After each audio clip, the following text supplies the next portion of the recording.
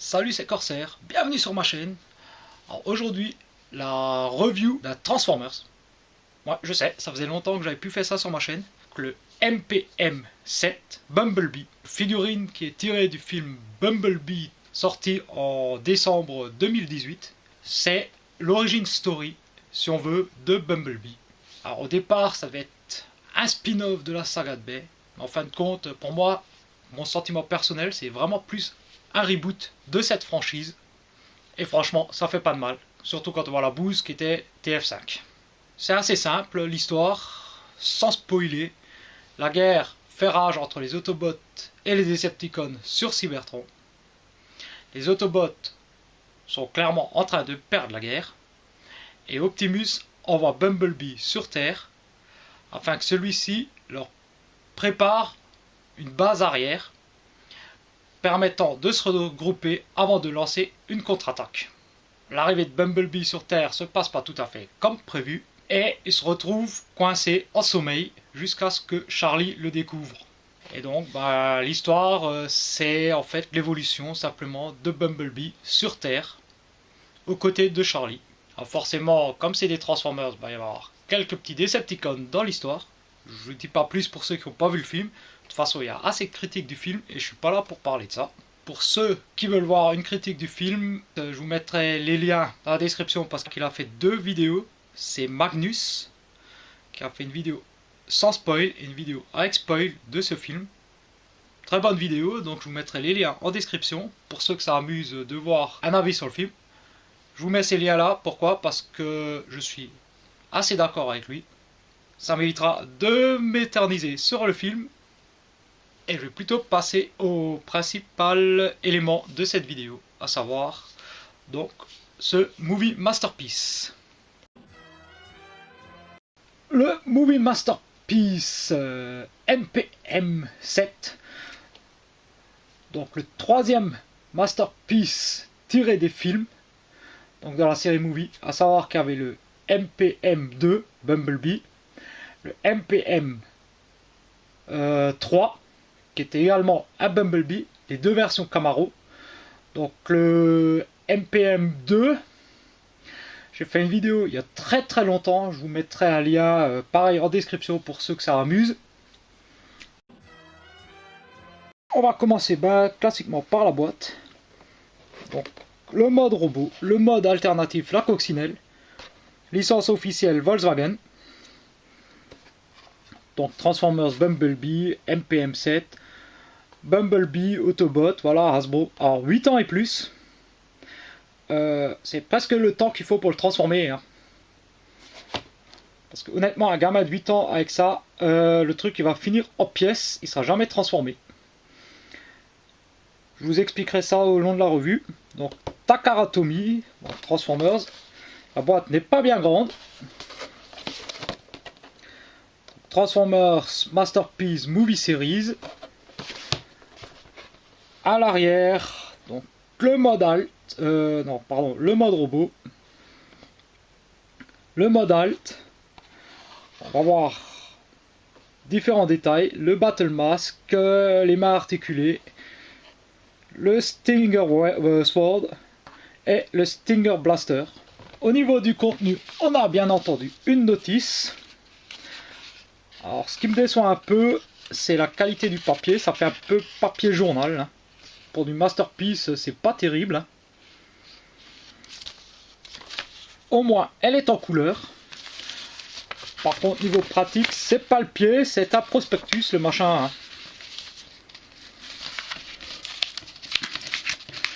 Ce truc-là, voilà, quand on le déploie, il prend toute la table.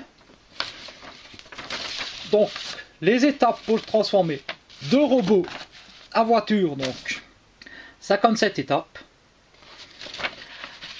Et après, bien entendu, on a le Battle Mode. Donc, comment mettre le masque, le canon, l'épée. Et la façon de stocker les différents éléments, donc armes et compagnie, dans les 2 modes. Donc, rapidement, je vais vous présenter les accessoires. Donc, on va commencer par le Battle Mask. Voilà. Donc moi ce que j'aime bien c'est en fait c'est la visière transparente en fait. Donc on a quand même pas mal de petits détails comme ça dessus. Avec du silver, du noir. Elle est plutôt bien faite. Hein. Alors faut juste faire gaffe parce que les oreilles là sont assez fragiles. Hein. On a le Stinger Sword, donc l'épée de Bumblebee. Donc on voit que c'est une double lame. Alors pareil, pas mal de détails de sculpture sur le côté, façon Dancy. Des petits éléments gris, voilà. Donc un ergot de fixation ici, un autre en dessous. Et enfin le Stinger Blaster. Donc un genre de Gatling. Donc pareil, noir, gris, jaune, avec pas mal de détails de sculpture dessus. Donc un ergot de fixation ici. La fixation pour le mettre sur le bras. Et les deux trous là qui servent pour le fixer en mode véhicule. Et enfin, notre coccinelle. Alors bien sûr, ça roule, on reconnaît la coccinelle. Donc elle est jaune avec différents dégradés pour représenter probablement voilà, un peu l'usure de la voiture. Bumblebee en fait il se camoufle en vieille coccinelle. Alors on va voir comme ça déjà que au niveau des fixations, enfin les pièces ça a un peu de mal à s'emboîter. Voilà, on a ici les poignées, donc les vitres teintées bleues. Donc le trait ici, voilà. On a le Volkswagen sur les jantes. Feu rouge translucide à l'arrière, le pare-choc, le double pot d'échappement. Donc des pneus en plastoc, hein. Le caoutchouc n'existe plus. Le fameux pare-choc, la poignée sur le capot, donc ça s'ouvre pas. Le petit Volkswagen ici. Le petit rétro. Alors malheureusement dans ce mode là on a ici ces deux éléments là, ça qui dépasse, mais également ici derrière la roue. C'est un peu dommage hein, parce que sinon ce serait très réussi hein.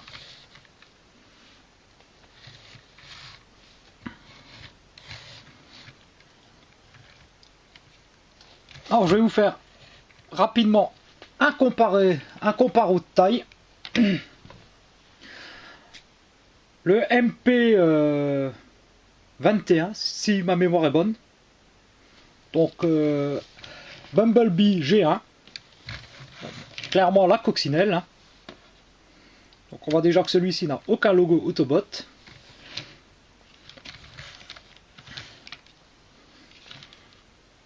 Bon, je trouve que celle-là est quand même mieux proportionnée que celle-ci.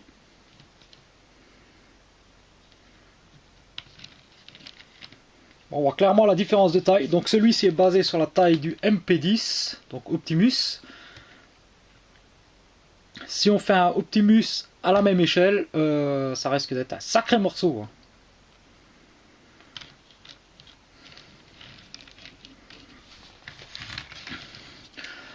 Donc on peut stocker les armes de notre Masterpiece en mode alternatif. Donc pour ça, donc voilà, on va pouvoir le fixer ici. On fixe la lame. Alors bon, forcément ça tient quand ça en a envie. Et ces deux trous là,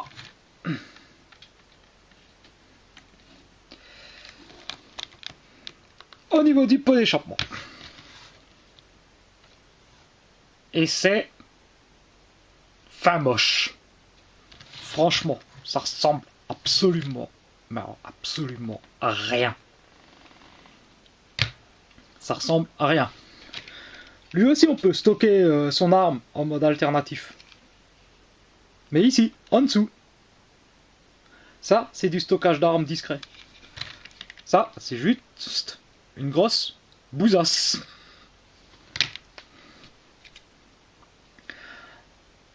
Donc voilà, j'ai fait le tour en mode alternatif. Je vais passer à la transfo.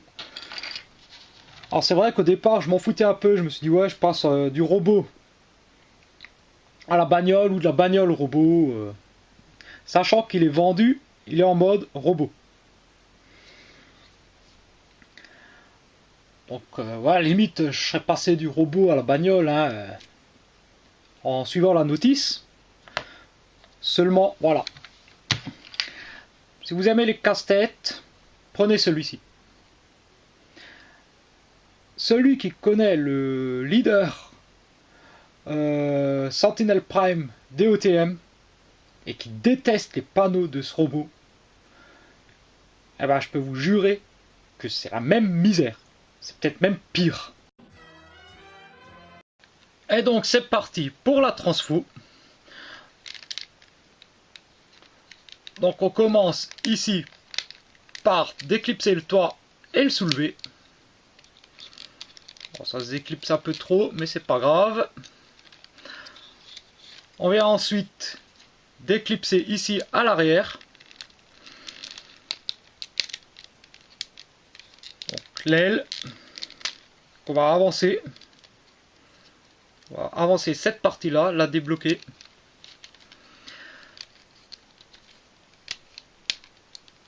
Pareil de l'autre côté. On vient ensuite déloquer ici l'aile avec la roue. On écarte. Donc le toit, on va juste le mettre comme ceci pour qu'il nous emmerde moins. On vient à l'avant, on débloque les phares et on les fait basculer en dessous.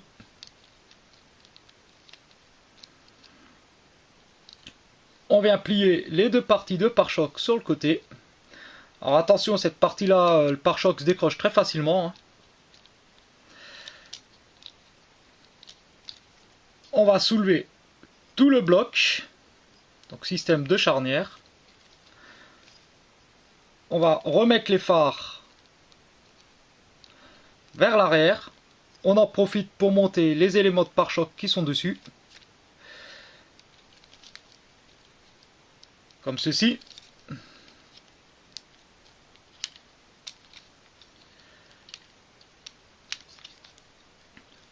On prend tout ce bloc,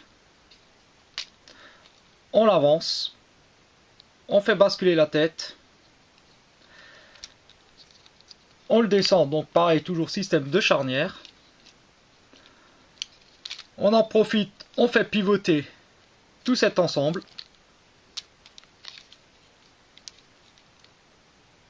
Comme ceci. Et on vient reloquer la tête.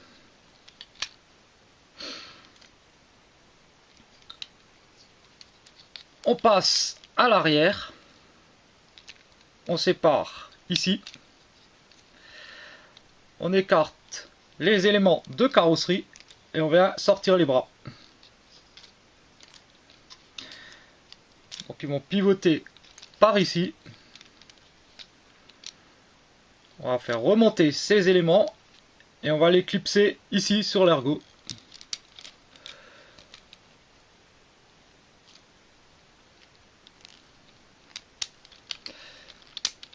Une fois.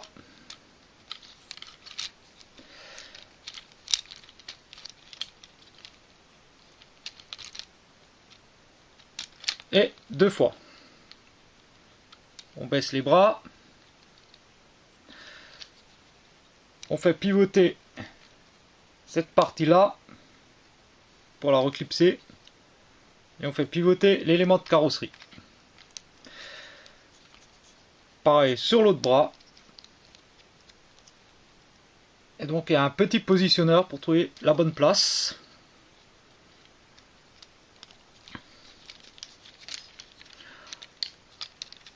On passe au bordel qui est à l'arrière. On écarte tout ça. On va descendre la vitre. Donc, on soulève on descend. On va pousser l'aile et replier. Pareil pour ce côté-là. On vient plier le toit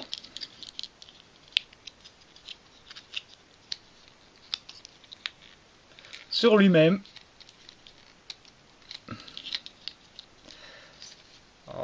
Voilà. On le plie sur le pare-brise. On replie derrière. On ramène tout ça dans le dos.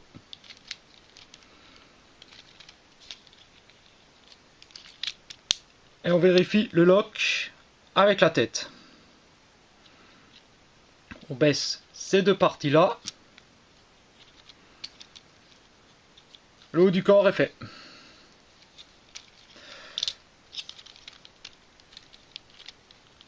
Voilà, on appuie bien pour mettre le backpack bien en place.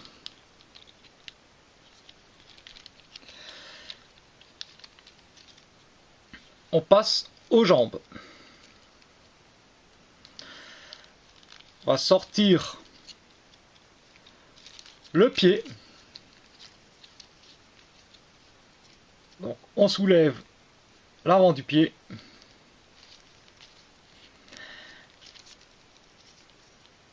On déplace cette partie-là pour faire de la place. On sort le pied. On soulève ici. On vient mettre le pied en position. On sort le talon. On descend cette partie métallique ici. On lock. On rentre la roue.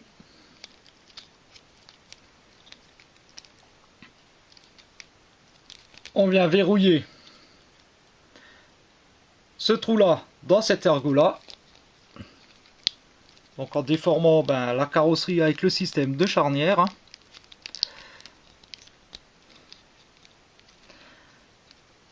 Et pour finir, on rabat l'élément de pare-choc sur la jambe. Ah bon, c'est presque plus à positionnement qu'un vrai lock. Voilà. On appuie pour bien former. Et la première jambe est faite. On va faire pareil de l'autre côté. Bon, on soulève. On vient écarter cette partie-là. On sort le pied. On sort cette partie-là. On positionne. Et ici, on verrouille. On sort le talon. On rentre la roue.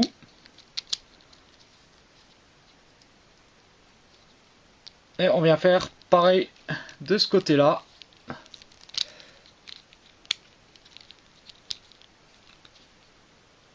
On appuie au milieu. On ferme le pare-choc. On termine en descendant cette partie métallique.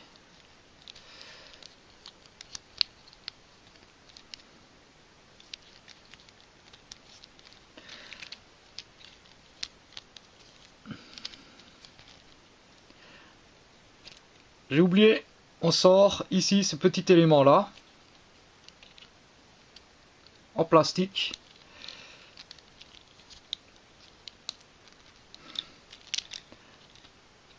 Voilà.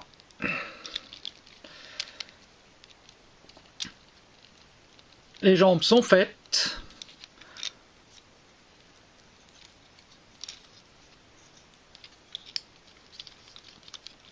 On termine ici avec les doubles charnières là.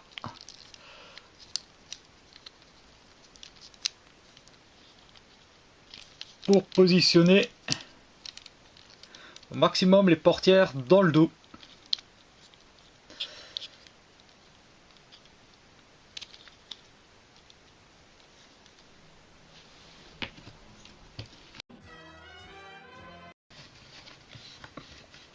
On reconnaît bien le Bumblebee du film. Donc forcément inspiré de ce qui était dans les films précédents, à savoir donc capot, calandre plus ou moins sur le torse. Les portières à l'arrière avec les roues. Donc on reconnaît bien la tête de Bumblebee, hein, celle qu'on a vue dans les autres films de Bay, donc qui a été reprise pour celui-ci. Des détails mécaniques ici, au niveau de l'abdomen. Donc les mains à 4 doigts.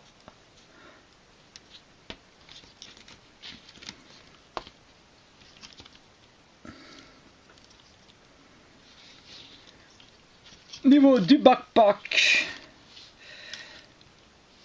ça va, franchement c'est correct, hein. Le capot qui fait le dos, il n'est pas trop épais. Alors, la seule chose qui me chagrine un peu moi, c'est les deux morceaux de vitre ici. Alors malheureusement il n'y a pas moyen de les cacher, ça aurait été cool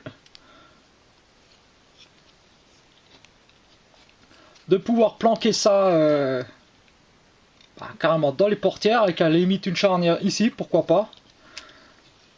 Ça aurait fait mieux que voilà les éléments qui dépassent ici, mais bon, on peut pas tout avoir.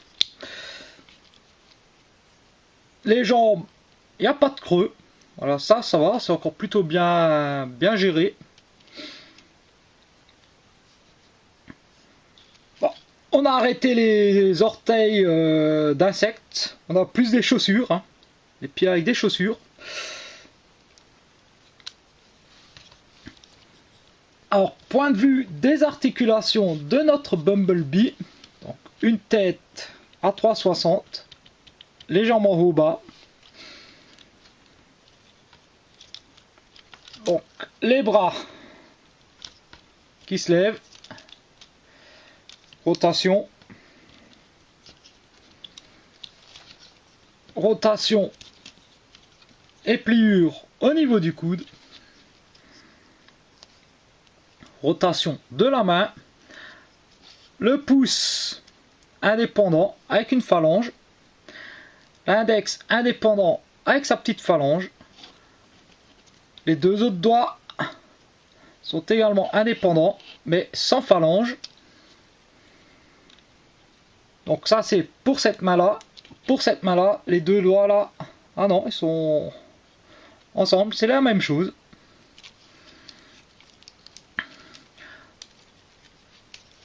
Grand écart, aucun souci. Ratchet vers l'arrière. Et donc vers l'avant, donc il n'y a pas de ratchet sur le côté, ce qui est un peu dommage. Rotation en haut de la cuisse. Un peu limitée mais suffisante. Le genou quasiment à 90. Très bonne articulation sur les côtés du pied. On a l'avant du pied qui bouge aussi, donc ce qui permet d'avoir plus de stabilité.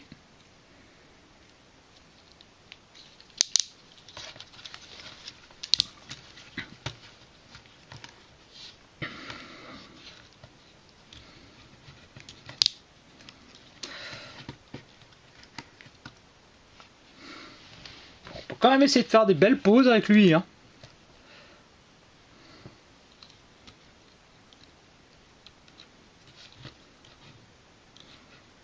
Condition de trouver un point d'équilibre. On va dire que l'absence de ratchet vers les côtés gêne un peu pour la stabilité, mais bon, ça va, c'est correct. Donc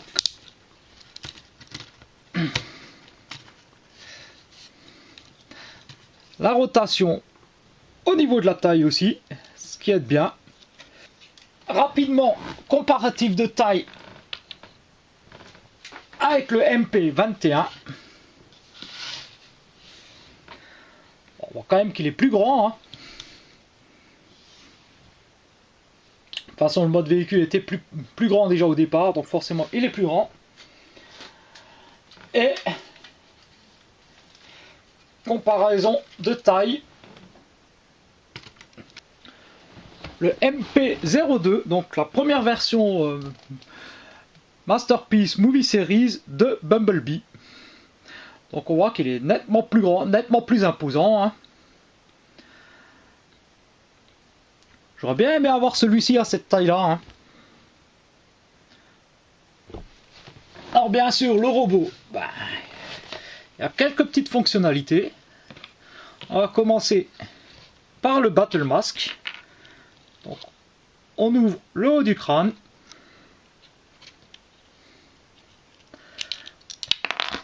On sort cette partie-là. Alors, faut faire vraiment attention avec ces petites pointes là, les petites oreilles. Parce que c'est très très fragile ces trucs. Bon, on met le Battle Mask. Donc il tient avec un système d'ergot ici. On referme. Donc voilà le look avec le Battle Mask. Alors franchement il est stylé avec le Battle Mask. Hein.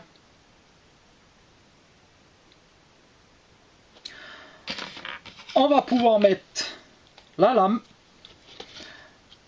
Donc l'ergot ici. Donc il y a un trou sur le côté du bras. Donc simplement.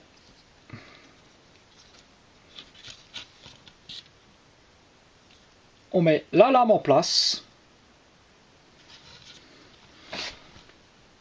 Et on va pouvoir mettre le Stinger Blaster. Alors pour ça, il va falloir plier le pouce. Mettre les doigts dans une certaine position. Les doigts vont rentrer ici, dans cet espace-là. Le pouce va se mettre dans cet emplacement-là et ça va se clipser grâce à ces trous-là dans l'ergot derrière. Donc, on enfile les doigts, on avance un peu le pouce de façon à ce qu'il rentre à sa place et on fixe derrière.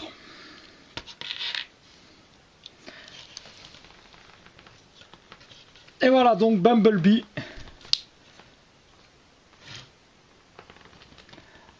en mode attaque. Blaster, lame, Battle Mask. Et donc pour ressortir le canon, on peut fixer les différents éléments Battle Mask et autres ici sur certains points d'accroche. Voilà, ici.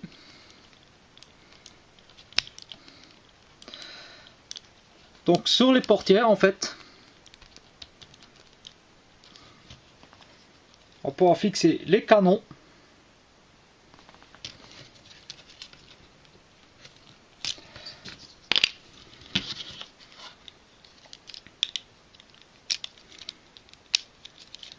La lame de l'autre côté.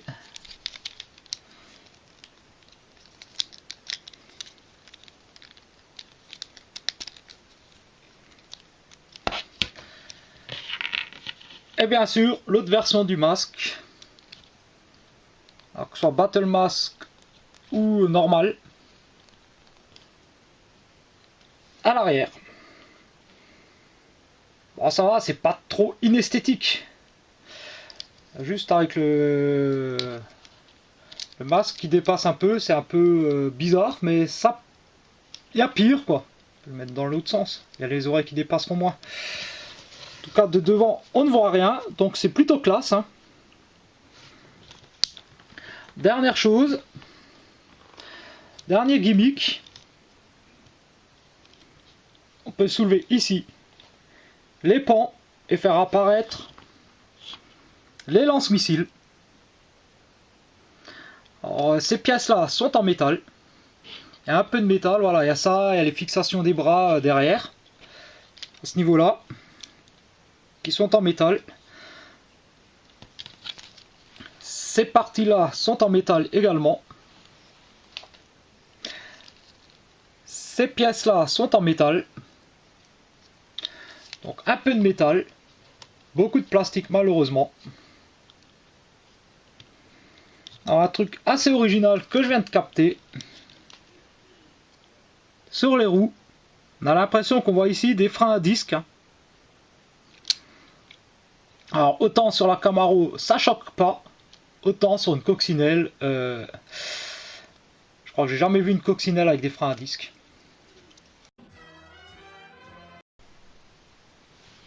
Conclusion sur ce Bumblebee. Alors franchement c'est une figurine que je vous recommande si vous êtes fan de Bumblebee forcément. Pour les anti-Bumblebee, parce qu'il y en a qui existent, hein, c'est quand même un très beau masterpiece. Ça va, au niveau du tarif, je l'ai pris sur Robot Kingdom. Avec les frais de port, je crois qu'il est revenu à peu près une centaine de dollars, peut-être un peu plus. Pareil, je vous mettrai le lien dans la description, si vous voulez le commander. La vidéo arrive un peu tard, parce que ça fait un petit moment qu'il est sorti. La raison pour laquelle j'ai attendu est assez simple. J'ai attendu de voir le film, me faire un avis sur le film avant d'acheter la figurine. Je voulais pas acheter la figurine d'un film qui me plaît pas. Donc le film m'a bien plu. Franchement, c'est une vraie renaissance pour la franchise. J'espère vraiment qu'il y aura des suites en se basant dessus et en oubliant. C'est bien dommage, mais tout ce qu'a fait Bay. La figurine est vraiment sympa. Par contre, voilà, la recommandation de 8 ans, ça c'est clairement Hasbro qui veut se faire du pognon sur le dos des jeunes. Les anciens MP, je crois qu'ils étaient marqués à partir de 14 ans, donc collectionneurs adultes. Honnêtement, donnez pas ça à un gamin. Parce que il va vous le ruiner. Il va le ruiner. Voilà, si vous êtes fan des Transformers, si vous avez un peu comme moi la nostalgie du G1, vous allez retrouver le Bumblebee G1. Franchement, ça se rapproche vraiment. C'est un mix entre G1 et les films, donc ça peut correspondre aux fans des films, aux fans de G1. Le robot est bien détaillé, est très bien articulé, et a des petits points négatifs comme l'absence de ratchet un peu au niveau des cuisses pour le grand écart. Il n'y a pas de ratchet au niveau des épaules. Mais il offre pas mal de possibilités au niveau des poses. Le look franchement est sympa. Le prix, je trouve qu'il est correct. Si vous voulez un beau Bumblebee et vous pouvez mettre la main dessus, bah franchement, voilà, je peux que vous recommander cet exemplaire. Bon, comme d'hab, c'est nouveau très long parce que évidemment c'est un MP. Alors je m'excuse encore pour la transfo un peu bordélique, mais c'est vraiment ça le point négatif de ce robot, si je dois le redire, la transfo. Alors de robot à véhicule, c'est une galère. De véhicule à robot, c'est faisable. En review, c'est pas évident parce qu'il se déloque de partout. M'envoyez pas pour ça. Bon, je vais arrêter le blabla, hein, parce que sinon vous allez énerver vite. De toute façon, je pense que vous avez déjà marre. Hein. Écoutez, je vous dis à très bientôt pour une nouvelle vidéo. Allez, ciao!